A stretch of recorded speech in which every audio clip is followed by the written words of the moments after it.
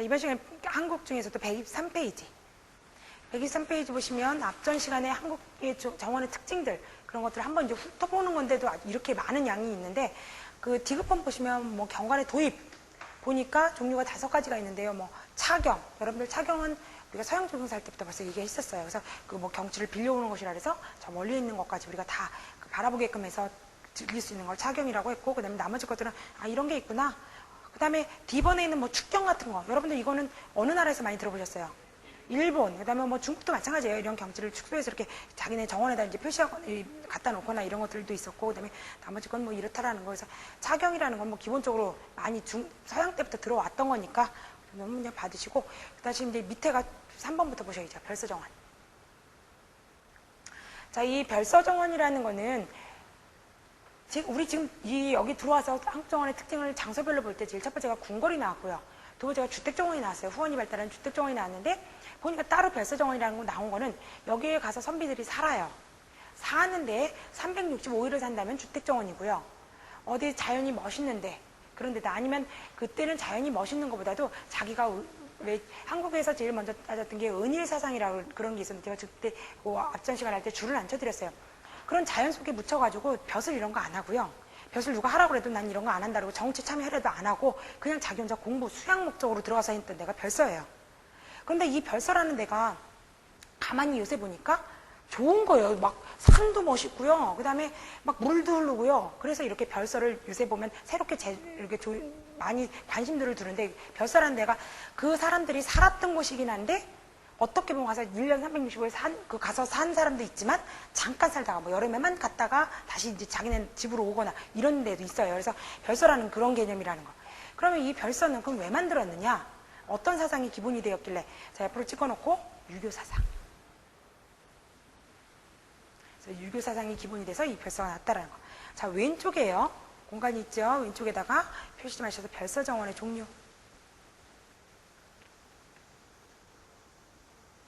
첫 번째, 별서형, 별서형. 자, 두 번째, 별업형. 자, 세 번째, 별장형. 그래서 별서형 같은 경우가 이제 조금 아까 얘기했듯이 나는 저거 안 하고, 나는 정치 참여 안 하고 들어가서 이렇게 살았던 거. 그 다음에 별업형 같은 경우는 뭐냐면, 우리나라 옛날에 그 부모님 돌아가시고 나면 5년상, 3년상 막 이렇게 하잖아요. 막 운막 져놓고 하잖아요. 일반 서민들은. 근데 돈 있는 사람들은 좀 귀족이 아니라 계급이 좀 있는 양반들 같은 경우, 뭐 하나 정자 같은 거 하나 져놓는 거예요. 정자나 아니면 뭐 조그만 집 하나를 져놓고 거기서 살았던 거예요. 그 산소도 돌보면서. 그런 거 효도 목적으로 했던 게 이제 별업형인 거고, 그 다음에 세 번째 별장형이라는 건 좋을 때만 갔다 오는 거죠. 갔다가 거기 가서 즐겼다가 오는 거고. 그래서 이런 3가지 종류가 있다라는 거. 그 다음에 이제 그런 별서 정원이 어디에 입지해 있는지 입지 볼게요. 일본 기업번에 입지 보면 거기 눈으로 보시면요. 첫 번째 눈으로 보시면 뭐 번화한 주거지역부터 멀리 떨어진 오지에 위치했다고 했죠. 그런데 아주 멀리 오지에 안 떨어진 경우도 있어요. 그래서 저 이거 줄 안 칠 거예요. 어떨 때 보면 집하고 가까운 데다 있는 사람도 있어요.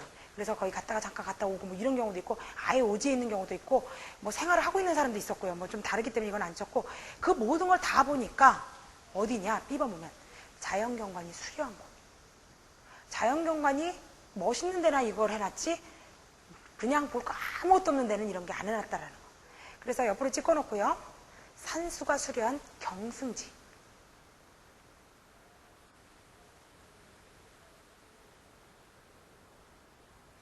그 다음에 그 밑에다가 D번 하나 만들게요. ABC D번. 본제와, 쟤는 본제와 완전히 격리되지 않는 도보권의 위치.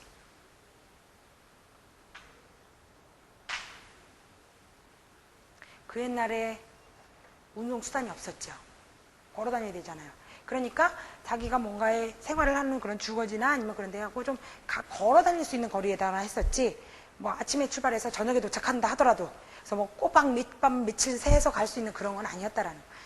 그래서 별서정원의 그런 입지도 좀 봐두시고, 그 다음에 이제 니은번 보니까 형태 볼게요.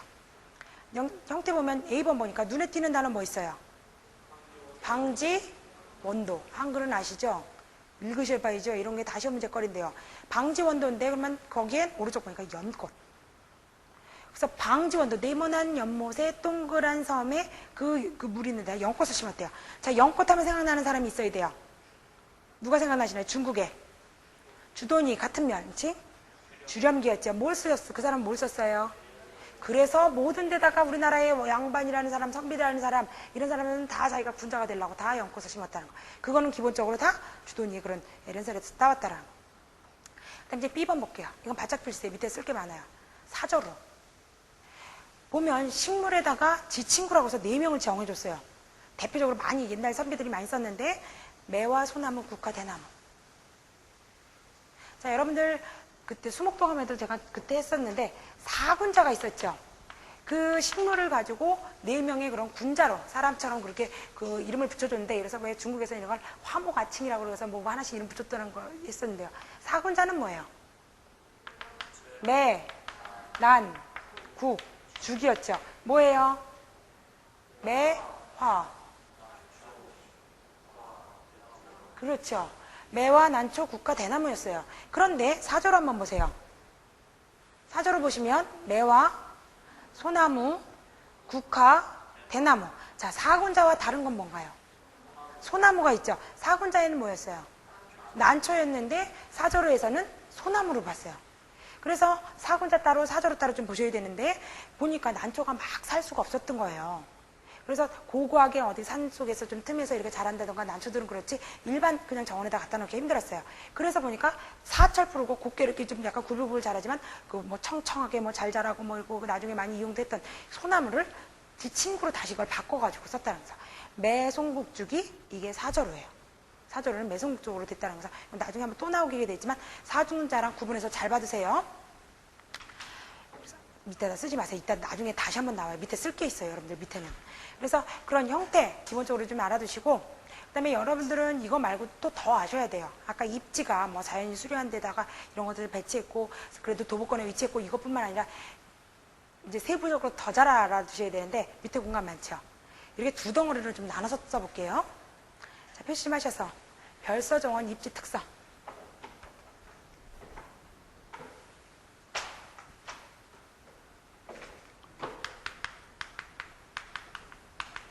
첫 번째 큰 1번 임수영.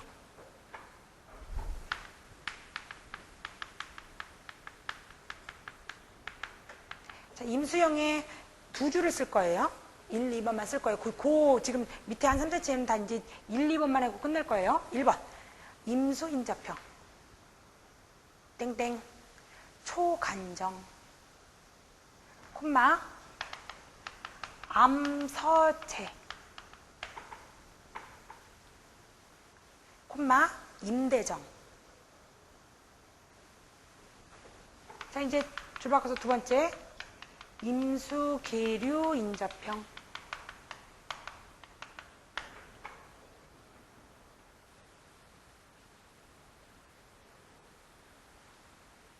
땡땡 부용동정원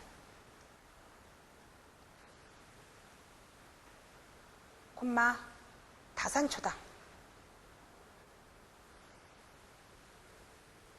자, 위에 거랑 얼추 이게 사이즈가 맞았으면 줄을 바꾸세요. 이제 요것만 쓰고 다음 이 오른쪽 칸으로 갈 거예요. 줄 바꾸셔서 소환정 콤마 거연정. 자, 이런 것들이 있고요. 자, 이제 오른쪽에는 내륙형. 아니, 내륙형. 1번에는 산지형.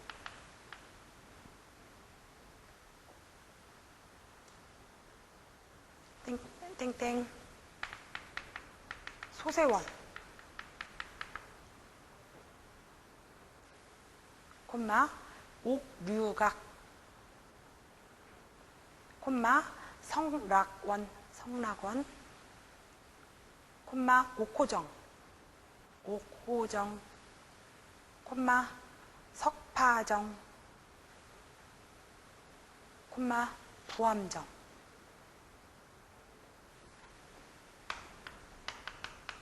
자, 두 번째는 평지형.